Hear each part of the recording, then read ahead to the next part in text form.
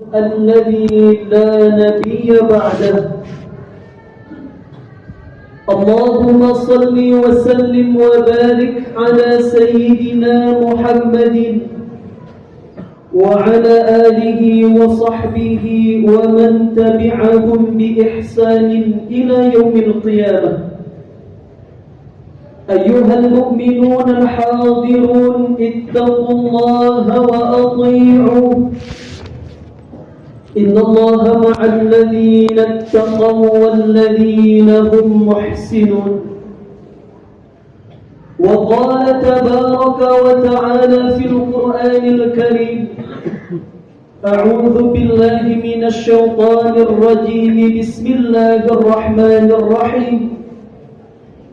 اليوم أكملت لكم دينكم وأتممت عليكم نعمتي ورضيت لكم الإسلام دينا. صدق الله العظيم. Ma'asyiral muslimin wa zumratul mu'minin, hadirin sidang jamaah Jumat rahimani wa rahimakumullah. Adapun judul khutbah kita pada kesempatan yang terbatas kali ini adalah: sudahkah ku perbaiki agamaku? Dalam sebuah riwayat disebutkan bahawa baginda Rasulullah pernah berdoa kepada Allah Ta'ala dengan 5 permintaan sekaligus. Doa itu berbunyi: Allahumma aslih li dini alladhi huwa ismatu amri, wa aslih li dunyaya allati fiha ma'ashi, wa aslih li akhirati allati ilayha ma'adi, waj'al al-hayata ziyadatan li min kulli khair, waj'al al-mauta rahatan li min kulli syarr. Rasulullah sallallahu alaihi wasallam berdoa: Ya Allah, ya Tuhanku, bantulah aku untuk memperbaiki agamaku, yang mana agama itu merupakan pokok segala urusanku. Bantulah aku untuk memperbaiki duniaku, karena di sanalah tempat pencaharianku. Bantulah aku ya Allah untuk memperbaiki akhiratku, karena di sanalah tempat berpulangku. Jadikanlah kehidupanku sebagai kehidupan yang melahirkan banyak kebaikan untukku, dan jadikanlah kematianku sebagai waktu berhenti aku untuk berbuat keburukan. Hadirin sidang jamaah Jumat yang dimuliakan oleh Allah Subhanahu wa Ta'ala, perhatikanlah urutan doa baginda Nabi sallallahu alaihi wasallam. Hal yang pertama diminta oleh baginda Rasulullah bukanlah harta benda atau dunia, bukan pula kelapangan rezeki, kesehatan ataupun kebahagiaan. Justru yang pertama kali diminta oleh baginda Rasulullah di doa ini adalah meminta dan bermohon agar memiliki agama yang baik. Bahkan permintaan ini lebih didahulukan oleh baginda Rasulullah dibanding meminta keselamatan dunia dan akhirat. Ini mengisyaratkan untuk memperoleh hasanah fid dunia wal akhirah, kita dituntut dan diharuskan untuk membenahi dan memperbaiki kualitas kita dalam beragama. Sungguh agama itu merupakan pokok dari segala urusan kita. Hidup dan mati sangat bergantung kepada kualitas kita dalam beragama. Tanpa agama yang baik, hadirin, mustahil kita bisa memperoleh kebahagiaan dan ketenangan yang kita cari-cari selama ini. Bukankah sudah sering kita menyaksikan betapa tragisnya nasib orang-orang yang rusak agamanya, orang-orang yang tidak kenal dengan Allah dan Rasulnya, keningnya tidak pernah sujud kepada Allah, mengaku Islam tapi tidak pandai mengaji. Mungkin dari luar dia tampak bahagia dan penuh gelak tawa, tapi yakin dan percayalah, orang-orang yang lemah agamanya, akan selalu merasakan kehampaan dan kekosongan. Bagaimana tidak, dia menjauhkan dirinya dari fitrahnya sebagai seorang hamba Allah yang telah berikrar, alastu bi rabbikum qalu bala. Maka ingatlah sebuah ayat yang sangat agung, fa'aqim wajhaka lid-din hanifa fitratallahi allati fatara an-nasa 'alayha la tabdila li khalqillah dzalika ad-dinul qayyim walakinna aktsaran nasi la ya'lamun. Hadapkanlah wajahmu dengan lurus kepada agama Allah. Tetaplah engkau berada di atas fitrahmu bahwa engkau adalah orang yang beragama. Itulah agama Islam, agama yang lurus, tetapi kebanyakan manusia tidak mengetahuinya. Hadirin yang berbahagia, apa yang harus kita perbaiki jika hidup terasa berantakan? Jawabannya adalah perbaikilah agama, perbaikilah ruhaniyah dan spiritualitas kita. Mengapa agama yang harus diperbaiki? Karena Rasulullah sallallahu alaihi wasallam mengatakan, ad-dinu an-nasihah. Agama itu isinya adalah petuah dan nasihat.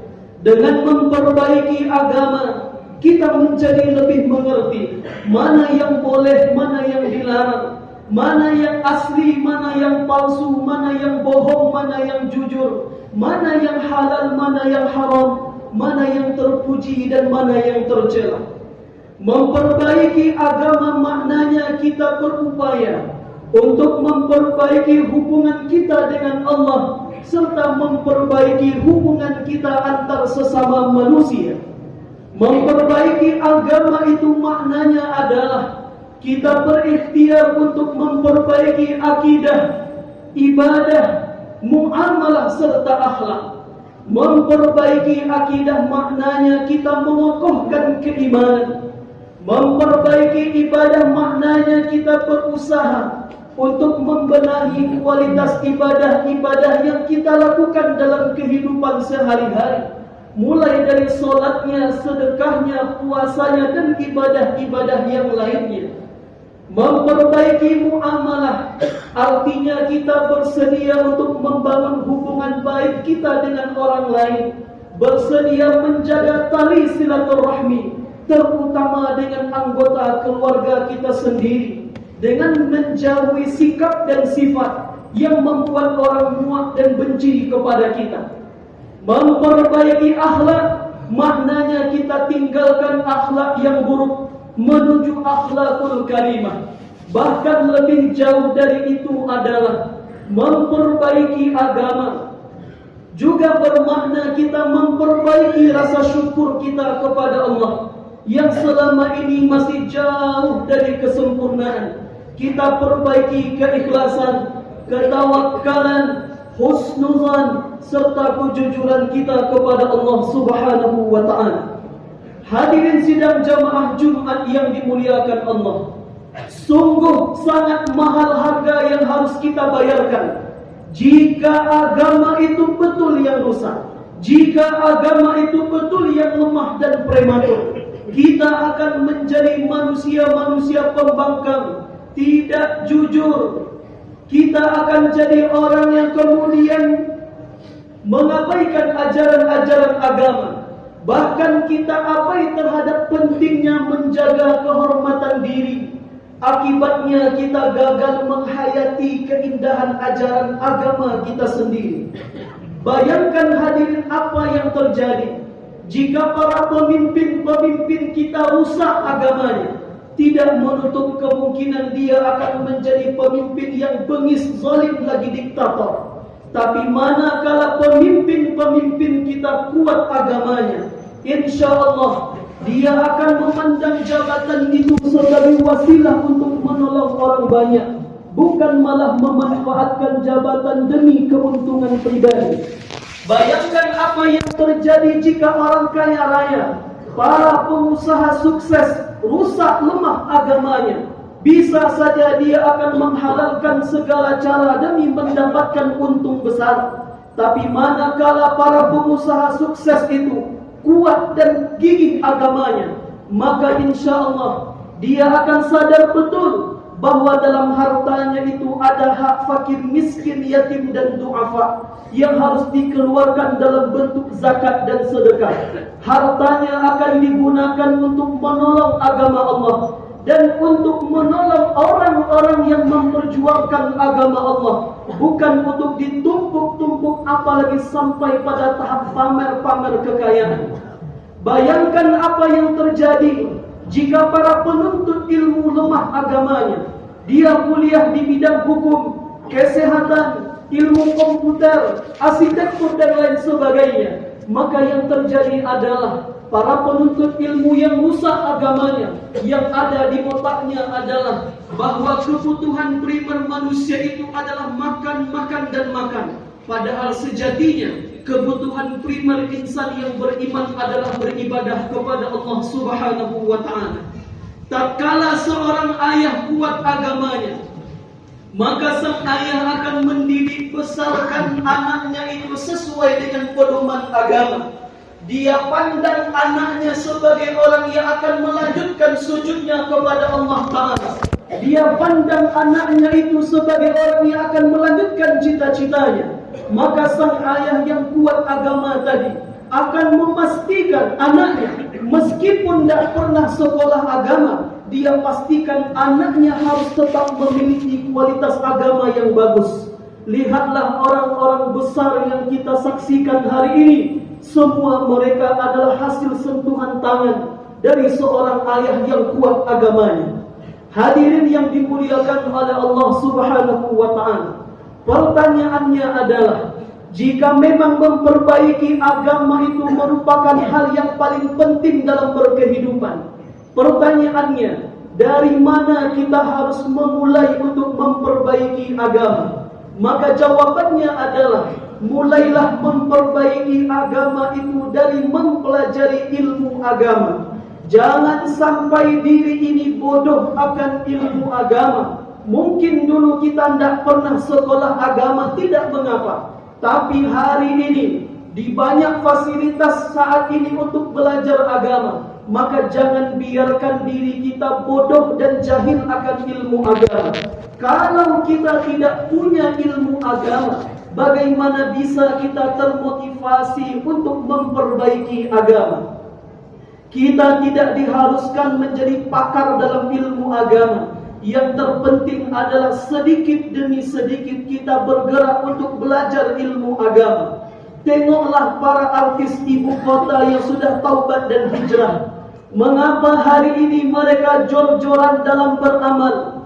Mengapa hari ini mereka sering mengadakan agenda pengajian? Ya benar, karena mereka ingin mengejar ketertinggalan.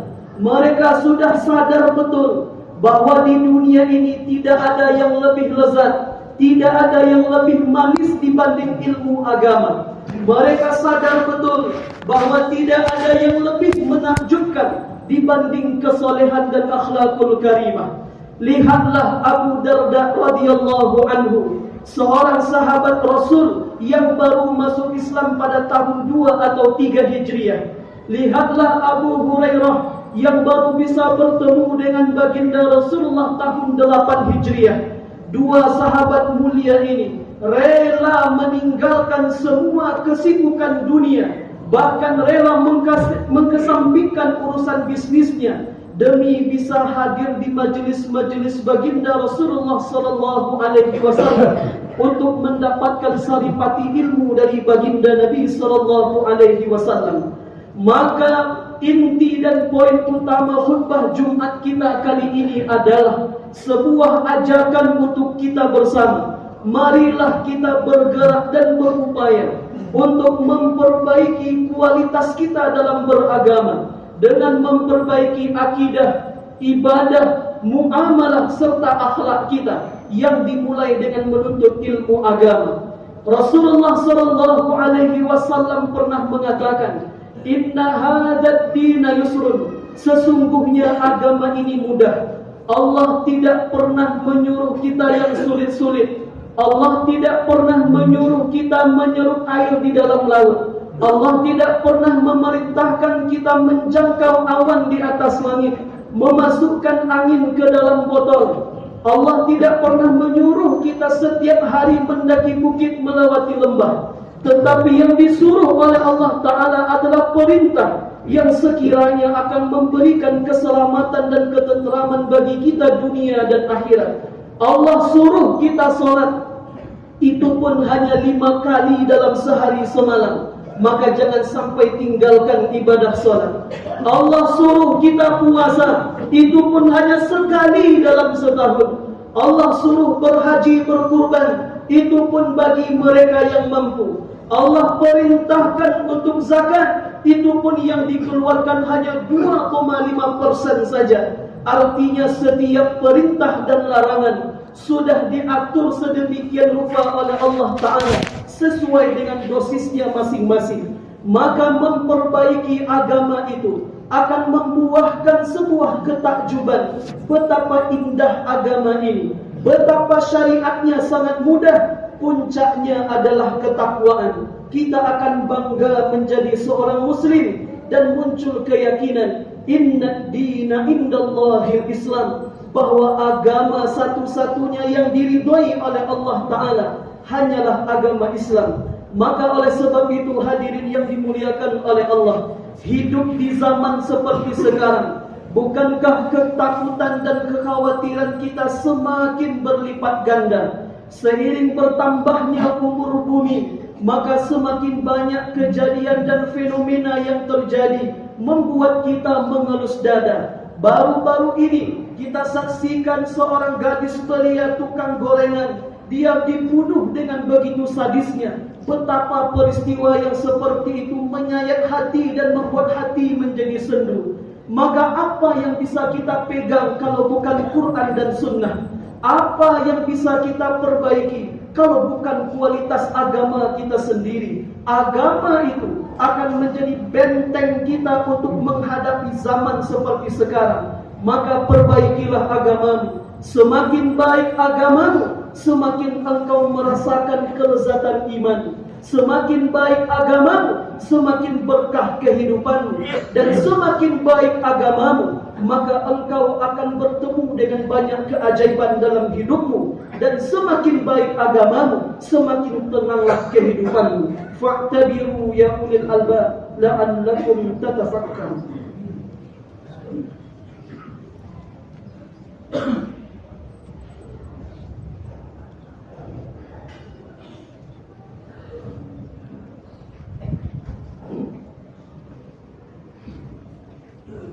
Alhamdulillah, alhamdulillahi rabbil alamin, wa bihi nasta'in wa ala umuri dunya waddin. Ashhadu an la ilaha illallah wa ashhadu anna Muhammadan abduhu wa rasuluhu alladhi la nabiyya ba'dahu. Ayyuhal mu'minuna al-hadirun, usikum ونفسي بتقوى الله فقد فاز المتقون. يا أيها الذين آمنوا اتقوا الله حق تقاته ولا تموتن إلا وأنتم مسلمون. وقال تعالى في القرآن الكريم: أعوذ بالله من الشيطان الرجيم، بسم الله الرحمن الرحيم. إن الله وملائكته يصلون على النبي يا أيها الذين آمنوا صلوا عليه وسلموا تسليما. اللهم صل على سيدنا محمد وعلى آل محمد كما صليت على إبراهيم وعلى آل إبراهيم، وبارك على محمد وعلى آل محمد كما باركت على إبراهيم وعلى آل إبراهيم في العالمين إنك حميد مجيد. اللهم اغفر للمسلمين والمسلمات والمؤمنين والمؤمنات الأحياء منهم والأموات. آمين آمين يا قاضي الحاجات. ربنا ظلمنا أنفسنا وإن لم تغفر لنا وترحمنا لنكونن من الخاسرين. اللهم أعنا على ذكرك وشكرك وحسن عبادتك. اللهم اجعلنا لك شكارا ولك ذكارا. اللهم إنا نسألك علما نافعا ورزقا طيبا وعملا متقبلا. اللهم إنا نسألك الهدى والتقى والعفاف والغنى. ربنا آتنا في الدنيا